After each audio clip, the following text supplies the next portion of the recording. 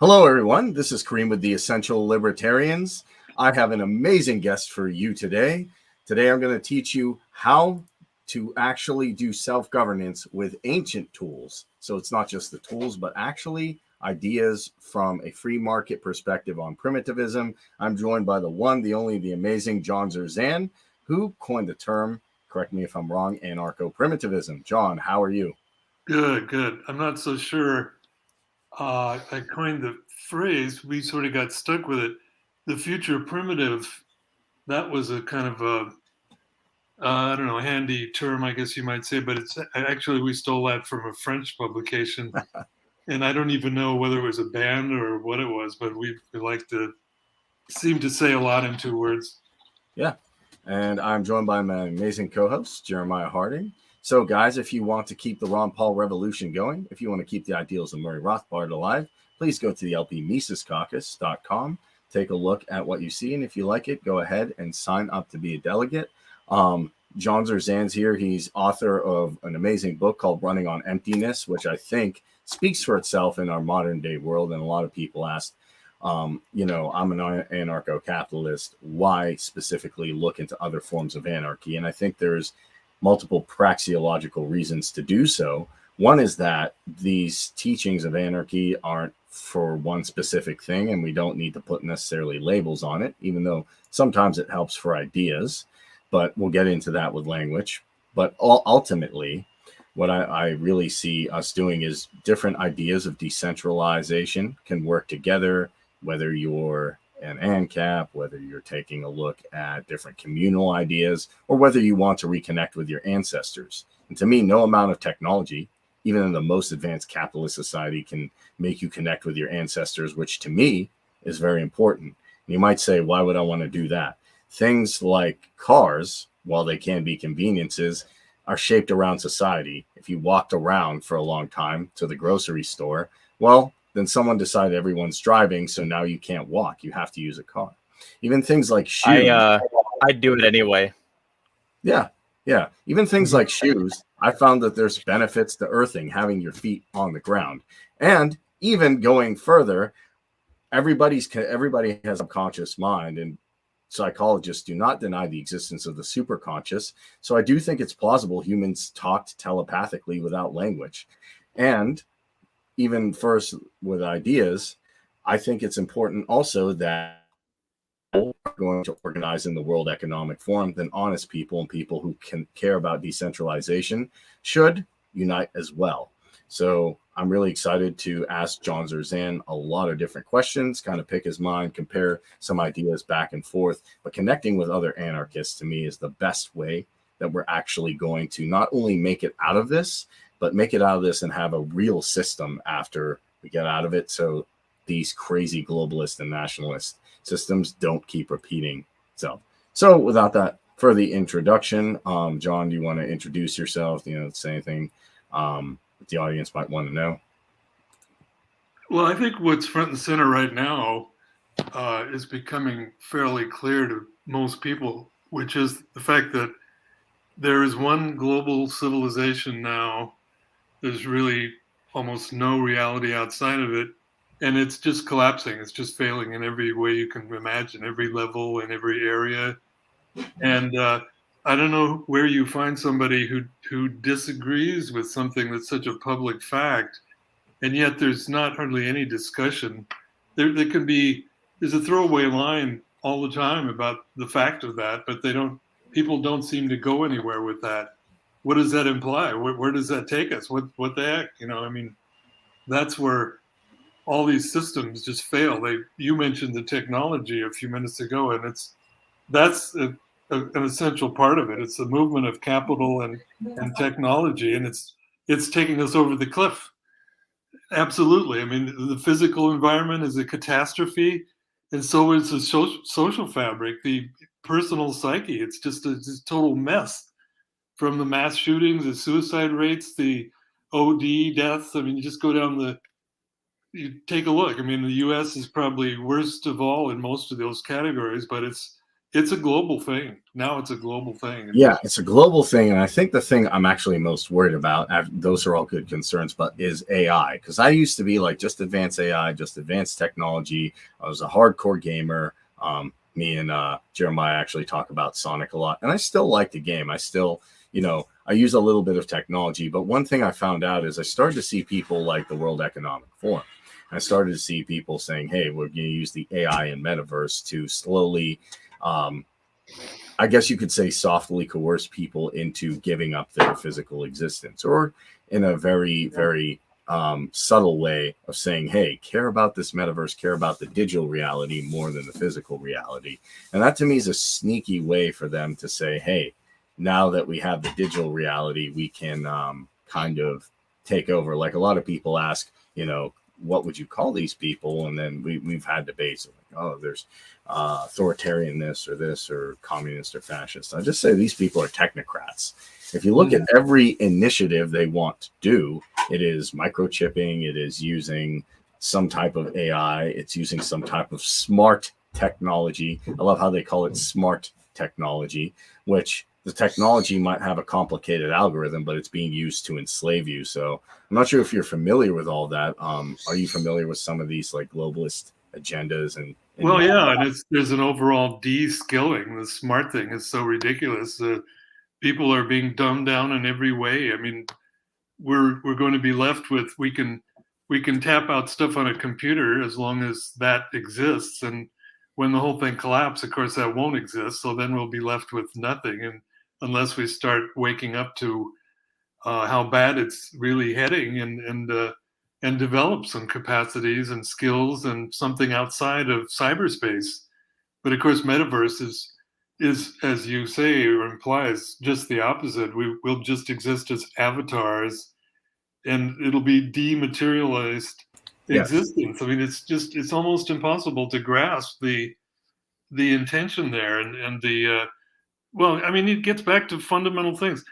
Physical experience, direct experience. Isn't that a touchstone of being human? Or yeah, you can't be well, human. that's going away. They're taking that away. Direct experience. That's just it's what, and they're even taking it away in person interactions, because like they're getting people used to contact-free payments, and they started to muscle that in on the backs of the coronavirus pandemic, which was, and they're starting to muscle that in on the back of the coronavirus pandemic, which was a massive power grab by mega corporations. It shut down a lot of small businesses. It took a lot of power away from the little guy. But, it's not to say that the little guy had that much power to begin with. But now, because of that, they've got contact-free payments, contact-free deliveries to your contact-free door in your contact-free life, 2-day contact-free shipping from 2-day contact-free Amazon, and all this contact-free stuff. And now they have you contact-free scanning your face and contact-free scanning your hand, exactly like the Bible even mentioned. Like you'll be marked by the marks in your hand and your head. And you'll be forced onto a system where you can't buy or sell without those marks. And eventually, that to me is going to transition into this metaverse thing, because if that's already contact free and you don't even have to leave your house, then you might as well just join the metaverse. And as Mark Zuckerberg tried to advertise on Joe Rogan yesterday, you can be anywhere. That's such bullshit. You're not anywhere. You're growing fat in your house you never leave and never walk anywhere from. Yeah, right. and that's the issue with that. It's like, oh, put on a headset. We can go anywhere. You can go to a concert. And okay, like maybe once in a while you try it out and like, okay, it's fun. But the problem is then people get used to that and they're like, oh, this replaces existence. Even furthermore, I'd argue, even if we got rid of the AI and the metaverse, there's still issues with, like, me and Daniel have talked about this, my other co-host, microplastics are slowly killing everybody. I'm like, stop putting everything in plastic. Stop doing that. That's a serious issue. Someone was on Joe Rogan, if we're going to talk about Joe Rogan, I forget the doctor's name, saying this could wipe out the human race. So our like rush to convenience and not capitalism, but consumerism, just make everything cheap and convenient, is causing a lot of problems, whether it's done with deliberate malice or not. I think the It metaverse is. are some people who have good ideas, and I played with it. It's not really that big of a deal. It's like you pop into a little computer and you walk around. And yeah, the technology is cool. But what I'm afraid of also in the metaverse is that people actually get in there and then they lose their life, so to speak, because they're just walking around, and they're thinking, hey, this metaverse is so cool. I don't want to leave. Why do I want to go back to bills and go back to inflation and go back to Sleepy Joe or Deep State Dawn, which to me, if anybody's watching. There is some antipathy, though, I guess. I was surfing around cable news this morning and I saw a BMW ad, which was kind of curious. It said, do you want to have this summer? And it shows two guys, VR, they got the headset on. They're sitting on the couch, kind of doing some clumsy VR shit. And then, or you can have this summer, and it shows people, blasting off in their BMW, driving along the coast somewhere. And I don't think the biggest thrill is driving a car somewhere. Don't get me wrong, but No, it's driving a BMW, they're Kroll. showing that VR isn't that thrilling. It's just it's a clunky nerd thing. And you're like you said, you don't leave your house or your couch. You just sit there becoming less and less alive. And so that's the TV commercial. I mean, it shows there's some resonance against it, at least a little bit anyway. Yeah, I do like that. I see that there's a human aspect, because a lot of, to me, this corporatist agenda is to dehumanize people. Yes, I know some people just say, oh, these companies and these CEOs and these people, these globalists are just trying to make money. Okay, fine, but these guys aren't exactly poor. I can't imagine people at Davos are trying to run for spare change to the supermarket. Not exactly. Just can't picture that. Maybe they all have private jets. So to me, a lot of this is to take technology and not only de-skill us, but dehumanize us. And then I started to, for a while, because I was involved with technology, I have a programming degree, I'm playing with computers still a lot. I started to say, no, it's just neutral. Like, no, I'm like, when am I going to take a look and say, hey, maybe there's something else I can look at? And even as an anarcho-capitalist, I took a look at primitivism, and I'm like, okay, there's a lot of points here I think that are very valid, that they're so valid that I'd say not necessarily I say every single piece of it I'm going to go for, but there are ideas of yours that I really would love to explore. Like, one, language. Would it be better if humans found ways to talk and communicate without it? And how would we go about that? And things like symbolism or living. Your concept of time is brilliant. What if you didn't know time? What if there's no EST, PST? I think we even got confused on that for this meeting. So, but it doesn't really exist. It's a social construct someone made. And it seems to me we're dividing and compartmentalizing everything so much. That's a good idea to take a look at this. And I even say furthermore, someone says, no, I want the capitalist or the agorist society or the syndicalist society. But there are people who are going to want to say, I don't want to exist inside of modern civilization. What could I do? Well, I'd say, hey, the state's collapsed. The globalists have failed. You need to look at primitivism. And I'd love to explore any of those ideas with you. Language, time, and particularly how far do you think it's possible to go back now? And then after this falls apart, how far do you think we should go back? So, well, it's interesting that Freud, who's certainly no radical, he thought it was, he didn't develop this just in passing. He wrote somewhere that original communication was psychic. It was pre-language. That's the way people communicated, which he didn't think was a very great idea. But when you think about it, really, for all those years, that's the way it was. I mean, so it once was that way, even according to Freud. So it's at least possible to entertain that notion. Yeah. Of course, that's a totally speculative region, symbolic life, symbolizing. That's so basic. It's become so basic, but it really wasn't for the first 2 million years as human species. So it's not it's not an eternal given.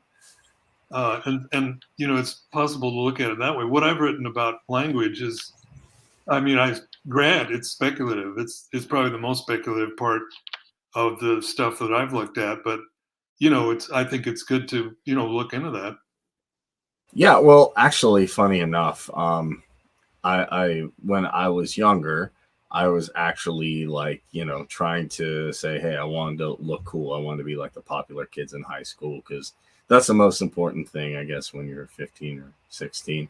And one thing I noticed is I would say the same things they would say, and it didn't come across off the same. And I'm like, what am I doing wrong? I'm doing the same playbook.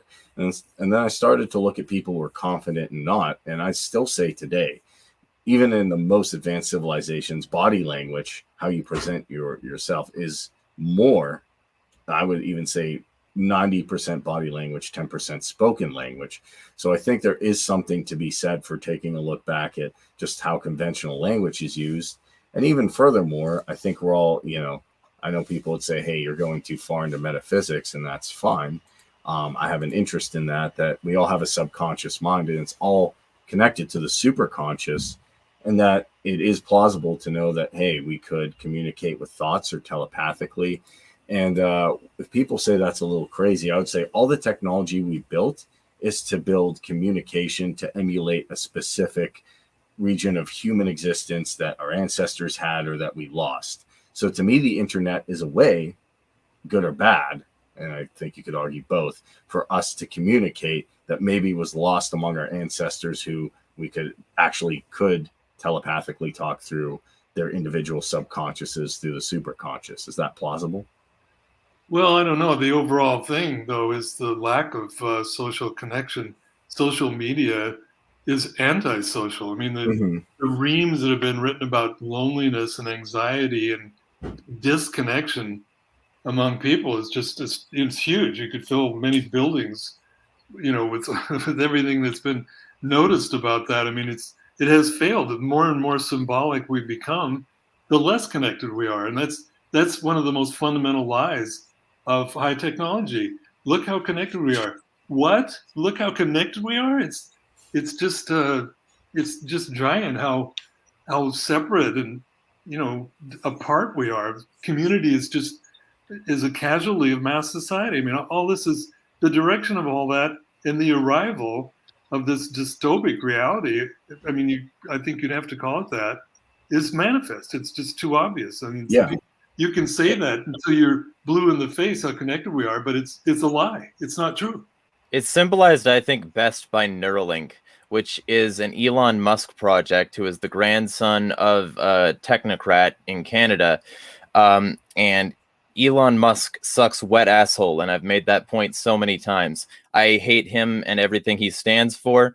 But just to be clear, the reason I hate Neuralink, you're familiar with it, right? Just to be clear. Well, vaguely, yeah. All right, so they're sticking wires in people's brains, and chip. those wires lead to a chip that they implant on the side of your head, and that chip gives a mega corporation or whoever really read-write access to your brain. Now, he says he's using this to cure disabilities, but first off, we have the mark of the beast already, and a guy doing false miracles is also a sign of the Antichrist. I'm not a Christian, but that's fucking weird. And so just to be clear, like Elon Musk and his Neuralink project, what it could be used for eventually is direct, like technologically enabled, like telepathic communication. Now that could be used for awesome shit, but just like the BMW thing where they were falsely claiming to be against disconnection while being BMW, without connection. They just want people to buy their cars, and they don't care how expensive their cars are and how much those people will have to work to get it and disconnect to get it. They will still sell connection in their ads. So that's bullshit and highly malicious. But just like that, Elon Musk wants to sell, like, I'm curing disabilities, I'm helping people, I'm so good for the environment. Look at my Starlink satellite grid around the world. That's not going to be used for surveillance, control, and fascism.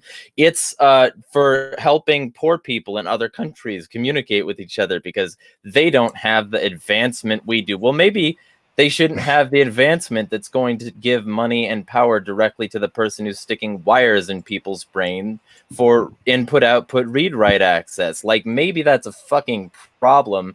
And I think Neuralink is like a symbol of the disconnection, because Neuralink combined with AI, combined with the literal central government digital currencies they're making, that's fucking terrifying and fundamentally evil, fascist, and violent.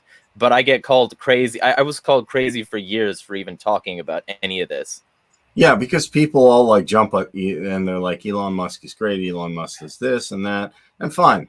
You know, you can say, oh, the Tesla has some like cool things. I've ridden one, it's okay, but It doesn't, though.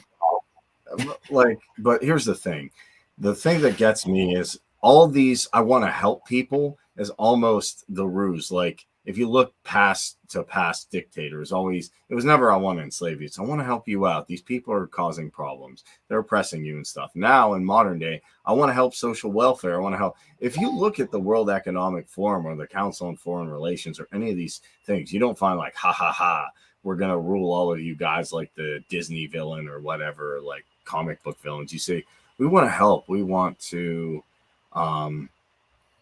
do, I guess the big word is sustainability or initiatives or sustainability. So what are you going to do? Oh, we want smart cities, smart scanners, smart this, but it's not to her. It's to help you guys out and to help. And even my dad, who's older, is like, why, you know, to get my medicine, do I have to go this and then remember a password and then get a verification code and do this? And they're saying, oh, it's security. We want to help you. And to me, at best, it becomes an annoyance, or at worst, it becomes a way of completely enslaving you and tracking every single thing you do by. And if they don't like something you do, which we have seen, then, well, they just say you can't use these services. And that's actually what's scary, because I honestly used to say, push technology, keep going forward, keep even the 90s and the early 2000s. I need to learn C++. We need powerful computers. We need more robots. We need more this. I was and I was wrong, because now I'm seeing, you know, if conservatives are going to come out and say, fine, we messed up on the Patriot Act. Okay, I'll take your apology. I was wrong about just wanting to push this. I didn't call it transhumanism, but trying to push technology to no bounds. Even with in the early Bitcoin days, I said, this is great. And then I started to see the elites taking over that too.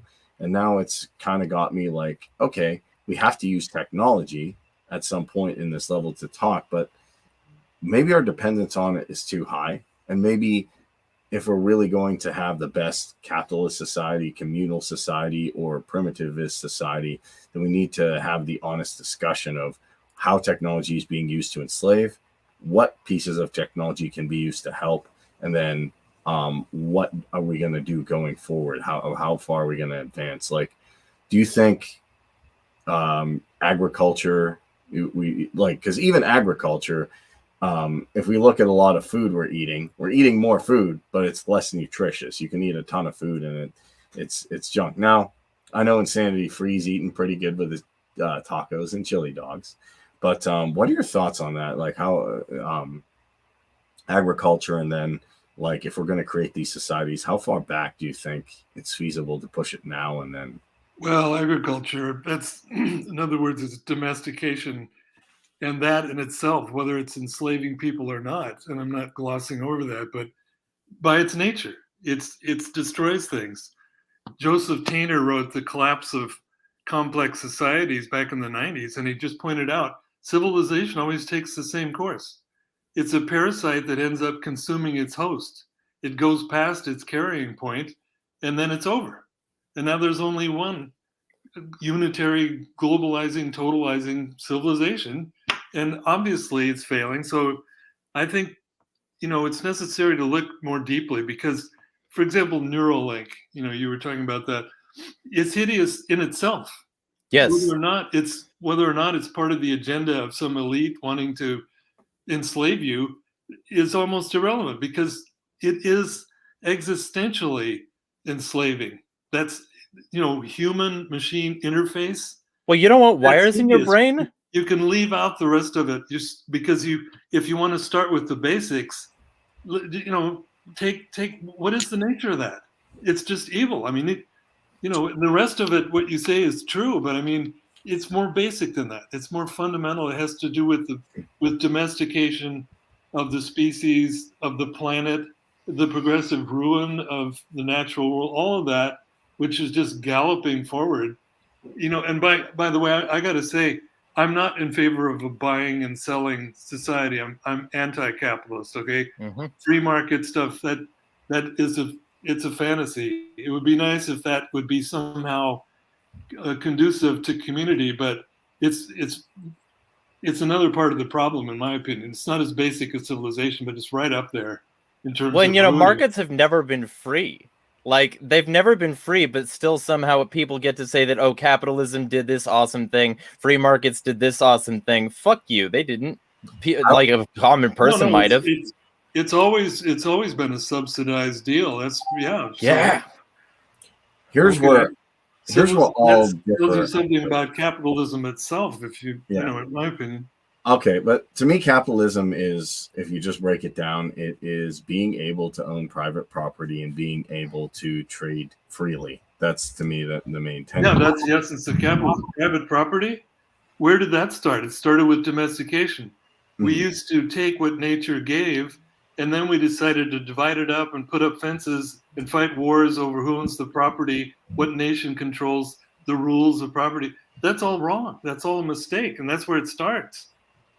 Yeah, well, fighting wars and using, even if you're picking up primitive sticks and hitting people and violating the non-aggression principle, which I think we could both agree on, that would be wrong. But if you took sticks and you took bricks and you took other masonry items and built a house to keep you shelter from rain or something, I'm not necessarily opposed to that. I'm not necessarily opposed. People sheltered themselves for millions of years, of course. Otherwise, we would have died out. Yeah. So I think there's an aspect to say, okay, there's some property that I built or I acquired or I traded for that can be my own.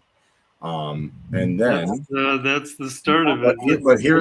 That's where wars come from. We've got to have trade. We've got to protect the trade. Therefore, we have to have armies.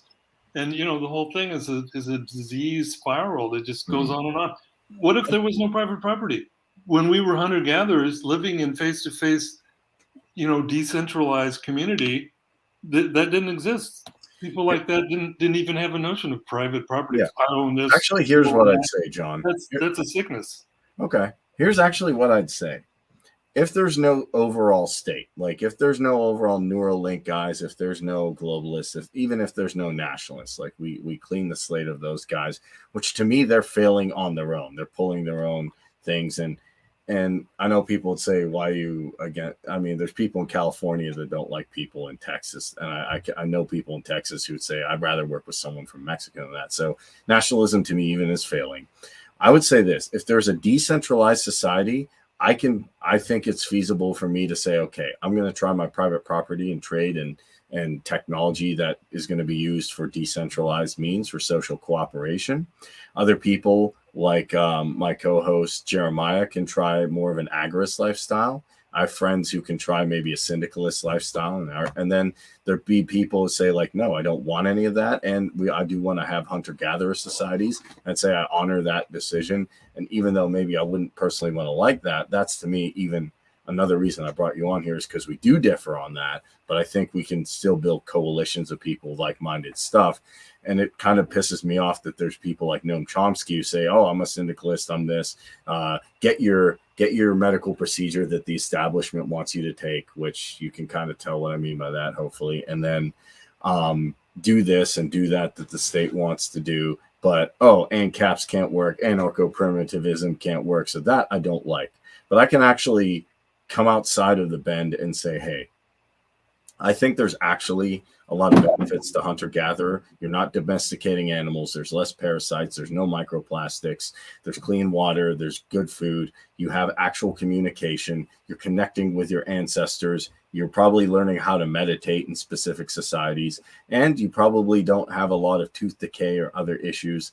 And you don't have any disease, specific diseases and stuff like that. There are disadvantages to, I think, everything. But yeah, that's what I'd say. I wouldn't say it's necessarily a clean thing. And I'm glad you kind of brought that up, that there is fundamental differences, because I've read your book, Running on Emptiness, parts of it, and I'm going through that, and I am really enjoying it. And I also enjoy Murray Rothbard as well.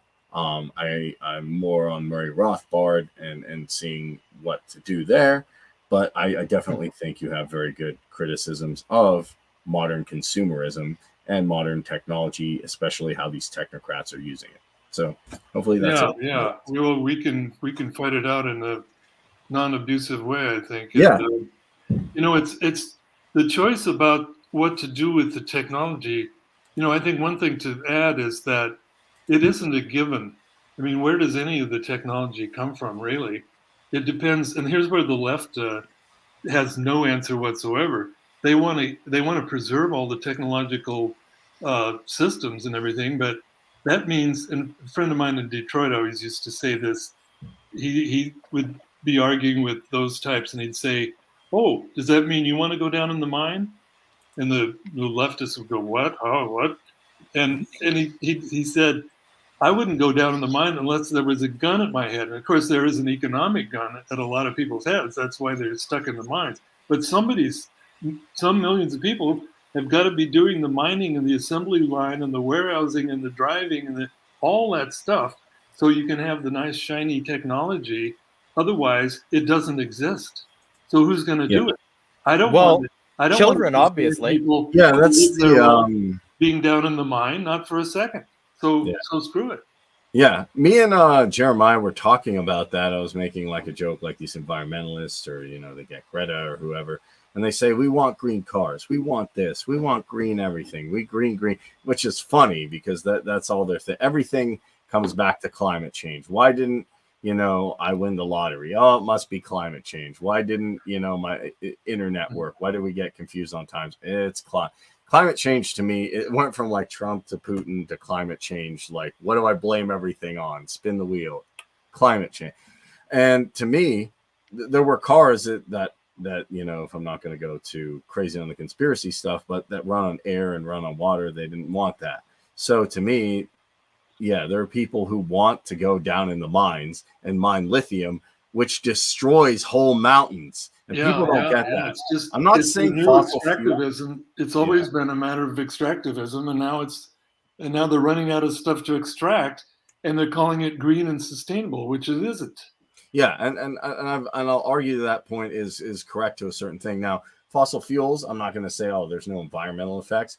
We could do that. I'm not necessarily against nuclear energy. I'm more of if you really push me, I'm more on the let's see what Tesla's technology is doing, because I know it works in Niagara Falls, and I'd like to see the natural powers of the earth power the planet. I know Jeremiah probably doesn't agree with me there, but I think we should look at Nikola Tesla's technology if we're going to do that. But why do we want to keep all this stuff running? Yeah. I mean, if it's a bad idea in the first place, why is the question, how do we come up with the energy, the right kind of energy? Well, the energy for what? To keep this whole madness running? You can see where it's going. And even if you made it a little more green, it would still be a disaster. I mean, we're going to space. Going to space, the moon landing. Right. Here's what I'd say. The disaster is, yes, technology is it's not neutral. There's some issues. I have some big issues with AI and how it's being used and the metaverse. But I will say this, when it comes to energy, that's the one thing. If somebody controls centrally, they control. It's not currency even to me. The Federal Reserve's a problem, but it's energy. If you can control energy, you control the movement fundamentally of people and where they go and what they do.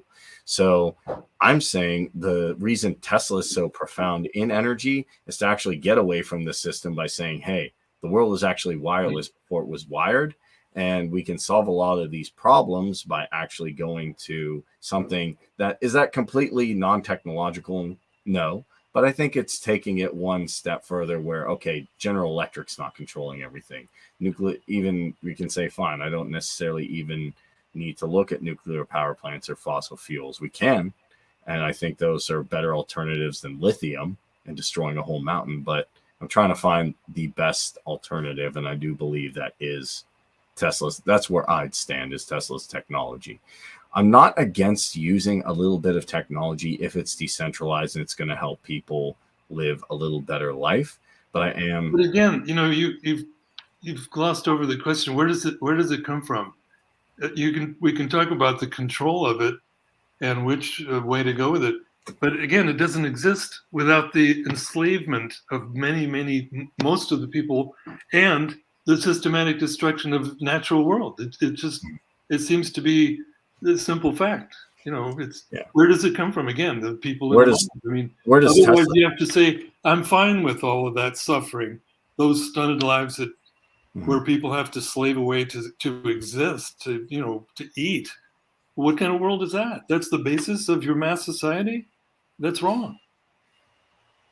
Well, yeah, if you're enslaving people in any mass society, I think that's completely wrong.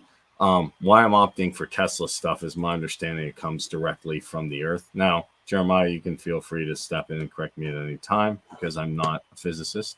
I'm not an energy expert by any means. That's why I'm saying that one is legit because it comes straight from the earth, other than, aside from lithium, even nuclear energy, which is my choice, or if you have to, fossil fuels. But I think there is a problem that fossil fuels will run out. So that's not a complete fix, and that's an issue. So fossil fuels won't run out. It won't? We'll cook ourselves and the planet and kill everything on it by pulling all this plastic, petroleum, and all that shit out of the earth, toxic runoff, killing every tribe that doesn't conform to state capitalism, and then blocking lawsuits like Chevron and Exxon Mobil did. Texaco. The fundamental industry is the problem, and one of the problems with that fundamental industry is its centralized nature. You're not going to get any better freedom levels because you tell, I have a central power plant that runs off Tesla technology now, rather than a central power plant that runs off, coal or, hydropower. The problem is that it's central power to power a fundamentally wrong system, and that this centralization is fundamentally disconnecting and enslaving us. So, I don't see any benefit to saying, hey, Tesla had a radically better future planned than the elites do. Everything's relative, everything's on a scale, but better doesn't mean good. I would rather be punched in the face than raped. It doesn't mean I love the idea of being punched in the face. Okay. Then I guess I throw the question because maybe discrepancies. I do thank you, John, for bringing up some of the differences that we might have. But where would you go on the energy thing then, Jeremiah? What do you think? I mean, if you want energy, just use as minimal a level of energy as you can, and then produce what energy you do get on your own. And that can be scaled to any level, which means that if you wanted to, you could use zero power from zero plants and, not need any plants to produce the power. And that also means that if you use barely any power, you could just install a turbine. You could do, anything you wanted with your property if the state wasn't in your way telling you we're going to raid you now because you're too self-sustaining. That's the real problem, is that the system is self-perpetuating and will not let itself die. Well, centralization is certainly a problem, but it's a malignancy. But what if everybody, if you want a certain level of technology, if it were decentralized, what about everybody has their own oil refinery or their own reactor? That's not a solution. Right. It wouldn't even be practical on really any level we could imagine, I suppose. But so it isn't just the central evil, but it's the basis of right. technological mass society. Yeah, well, and also that's just going to speed up the cooking. People have to get into an anarchist mindset in order to think from an anarchist perspective, and a lot of people won't do that because why bother? It's like, I don't know if you're familiar with Fatboy Slim, but he's a British electronic musician, and he's got an album cover with this fat guy sitting on a bench, and it says, or walking through a city, and it says, "I'm number one, so why try harder?" And I think that's what a lot of people think. They think, I'm already here, everything's already easy, I have no incentive to do jack shit else, so let's not do anything else.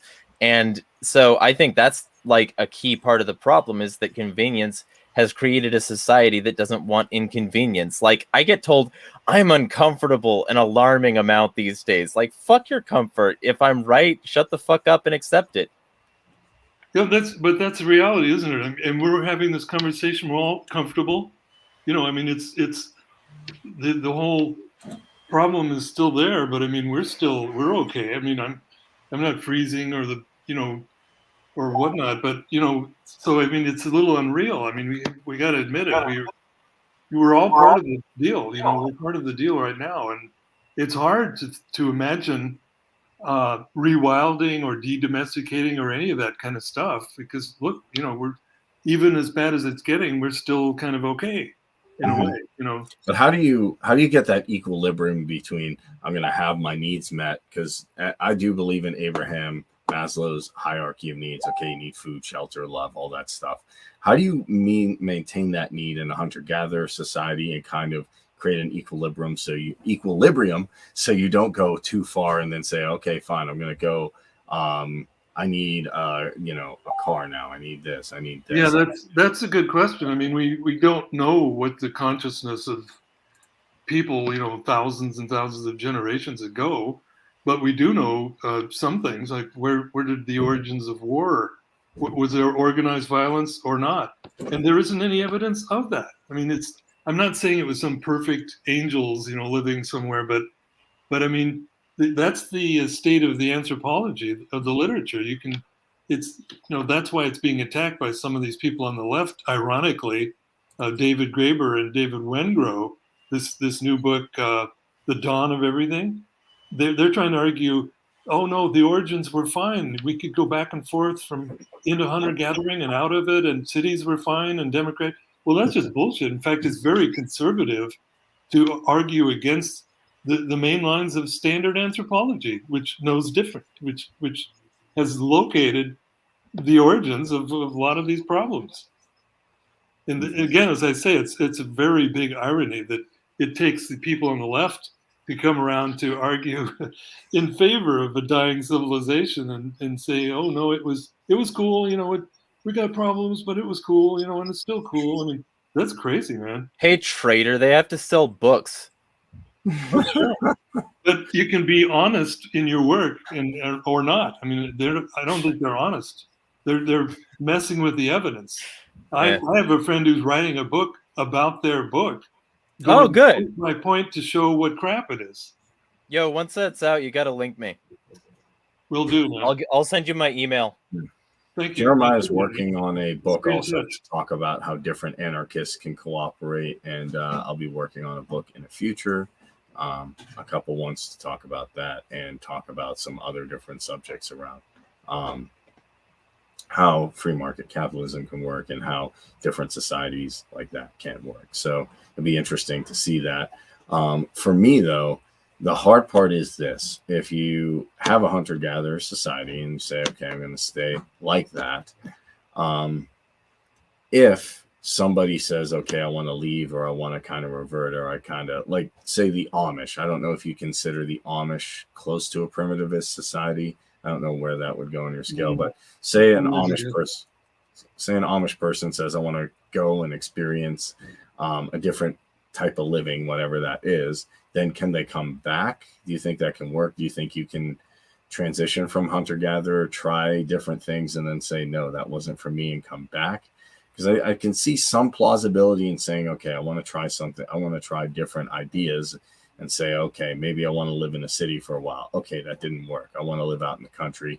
It took a long time for me to kind of like come around and say, hey, maybe I don't want to live in a city because everything's so super close together. And yeah, there's fun things to do, but there's just kind of this emptiness. There's this void. There's this gentrification that's never ending, that's putting $3,000 apartments in a city with nothing to do, that just becomes a void. And I kind of want to get out of that. And that's kind of, I guess, seeing gentrification around my own city, even before the elites went crazy with the scary beer flu stuff. That's kind of what got me feeling, hey, there's an emptiness. I do kind of want to some the Earth Nerd Anarchist stopping in to support Jeremiah. Ego and his pun, look a nerd. Yeah, Ego's got a question, by the way, that would probably be interesting to answer. I want to hear John's take on it. All right. Let's say zero power is the goal. How do we get there? Well, I think we got to regain a lot of skills, to be able to be more autonomous. But that's a tall order. These aren't abstract questions. There should be a practical point to it, or else we're just talking. That's a big part of it. And I think it starts with dialogue, like we're having here. When do these questions get to be part of the respectable conversation in society, or quote politics? Fuck respectable conversation. I don't respect the people in charge of that respectability. Go ahead, though. Well, Sorry. right. That's the point. There are these gatekeepers, like including Chomsky, and where you don't get to be.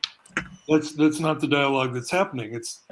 It just gets worse and worse. Today, this endless crap about the search warrant for Trump's property, and who the hell cares? What? It's like 24/7. That's all they're talking about.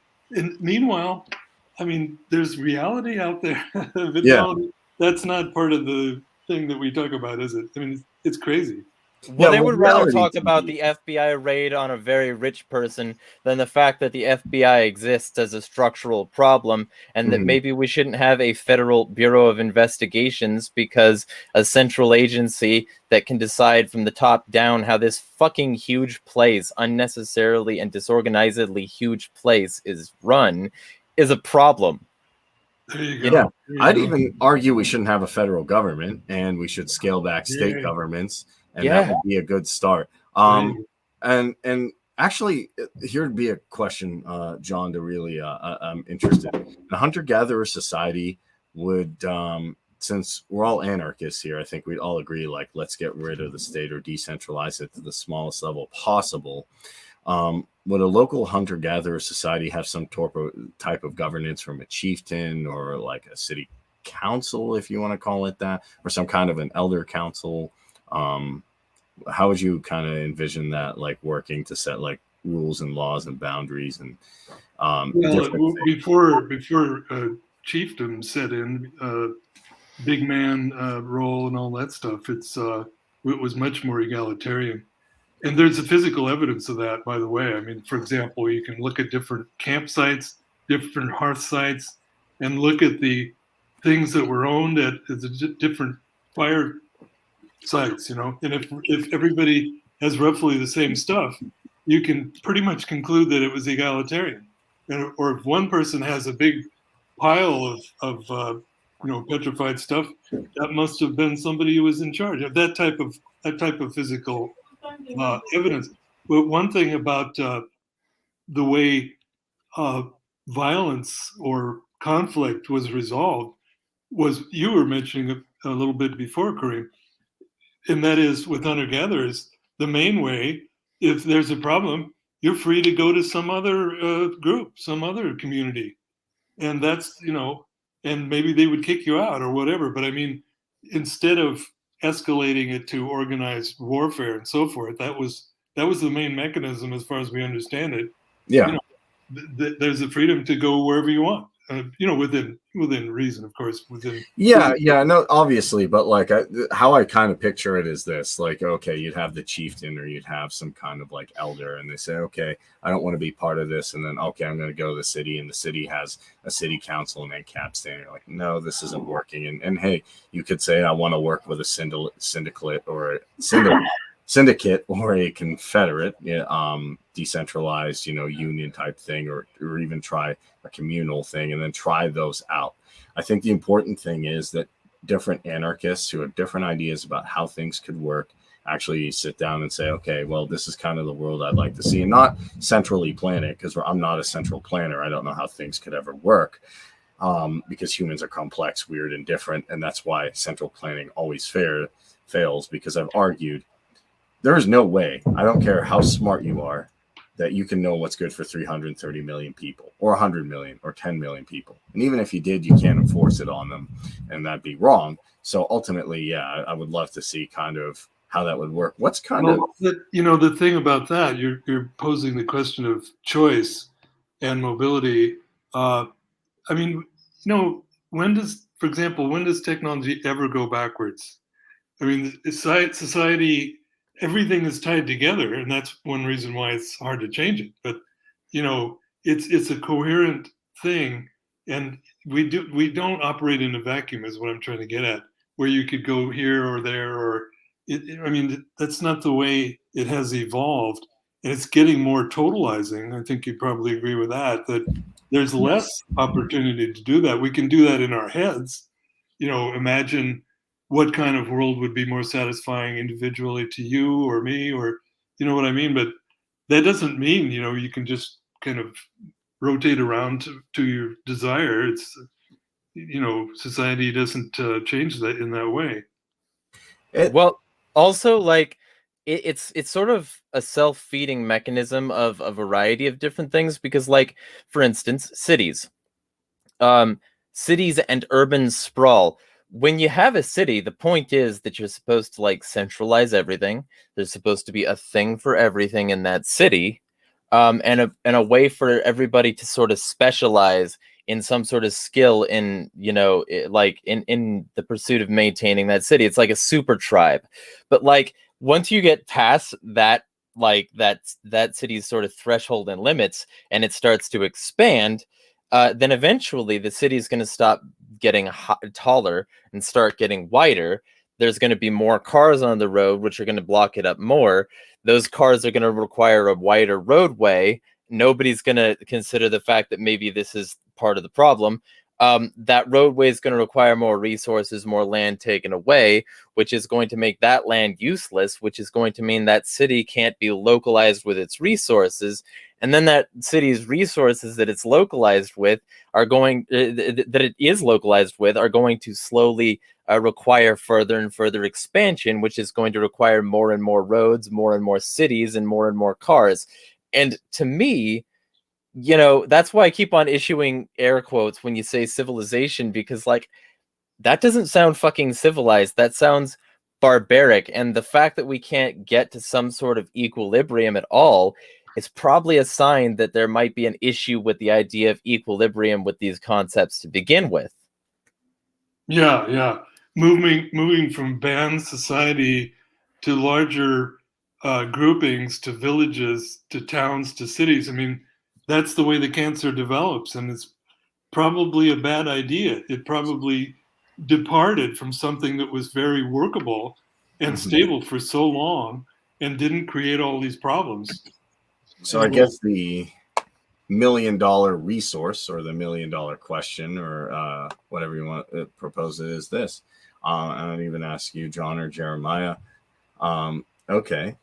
I don't see, even if the government is gone tomorrow, I don't see all cities going away. And I do see that problem happening that you described, Jeremy. So how do you fit anarcho coalitions with people who want to be anarchists in cities, whether they're ANCAPs or ANCOMs or syndicalists or mutualists? And how do you fit that kind of so they can work harmoniously with people in more primitivist or primitive settings? Well, the first thing I would need to ask is, John, if you could live anywhere you wanted to right now, where would that be? Wow, that's a tough one, because I realize I'm not equipped to be where I'd like to be. In a much more where everybody has roughly the same capacities and authorities, if you will. Well, I'm talking more physically, because the thing is, like, the social structure isn't a place. Social structure is an overlay that can be added to any sort of thing or place. So What I was curious is physically, if you could be anywhere, like live anywhere right now for like, let's say the remainder of your days, where would it be? Well, I'm pretty happy here in Eugene, Oregon, which is a liberal college town with a decent library. I've really spent a lot of time there, and working on stuff. It's nice in a lot of ways. Get to bike around a lot. Get to grow stuff here, and in a Mm-hmm. temperate climate, it doesn't have extremes. We don't have to worry about. Fucking great soil. Yeah. I don't know where you guys are. Or Oh, you I'm in Spokane. Oh, I see. Pennsylvania, Oh. a Latrobe close to Pittsburgh. So, yeah. So Oh, I see. Do you know Kevin Tucker by any chance, Kareem? Have you run into him at all? He's from that neck of the woods near Pittsburgh. Kevin Tucker? No, but I've heard the name. I have heard the name. name. He's a character. Well, so the reason I ask, you are already made comfortable where you are. And perhaps if there were less restrictions, if we actually lived in an anarchist-friendly paradigm, you would be even more comfortable because you could do more to your property and your land that, you couldn't do before. And we could start to move to work because, we're not going to see this stuff tomorrow, even if X, Y, and Z happened. Like, that's not going to fucking happen. People are too programmed. So the process of deprogramming is going to take generations. It's not going to happen overnight, in my estimation. So I'm not saying that tomorrow we'll all start to get fucking along, but you're already relatively copacetic with your current environment. You can be at greater levels of peace here than, say, the Bronx or Beijing. So the general vibe that I would say in terms of cooperation and coalitions is we need to find where people want to be, where people don't object to being. And if they have no objections, then we just need to then address the structures that would cause them to maybe no longer be allowed to be there or make it safe to be there. For instance, that Texaco oil spill, oh man, that killed fucking like tens of thousands of that tribe, man. The fact that suddenly they fucking had a lawsuit that was successful and then it fucking went nowhere because the guy behind the lawsuit was suddenly jailed on a corporate judge order and stuck on house arrest. The fact that the tribe had most of their members dead by the time the documentary was even shot, and they're probably all fucking gone now. That means you can't have that society yet, yo. We can't have that yet. And the structures that enable themselves, they're the problem. We can't have anything better than our current environment until we push for the social changes in the structure that would be necessary to push things past their current statist order. And that's going to require not only a stopping of the machine, putting our backs to the wheels of the machine, but a reversal of the machine. Mm-hmm. Man, I almost fucking broke down on camera. But that's going to take a long fucking time. It's going to take a long time to break down the machine, and then it's going to take a long time to reverse the machine. And I would say that from a coalitionist perspective, every type of anarchist wants at least part of that machine to stop. And every anarchist can do something against it. And fucking an ANCAP coalition, if like being the most steel-manned and generous about the ANCAP thing, because there's a lot of positive arguments to be made that ANCAP is fundamentally like sort of contradictory. But even if it wasn't, right, them going against the police, them going against war, them going against the military-industrial complex and corporatism, that's something that could help get away from situations like the Texaco spill, and the waste pits and the burn pits that destroyed that entire environment for like literally centuries. It's going to be fucked for centuries. That you can't clean that up. And that could stop that.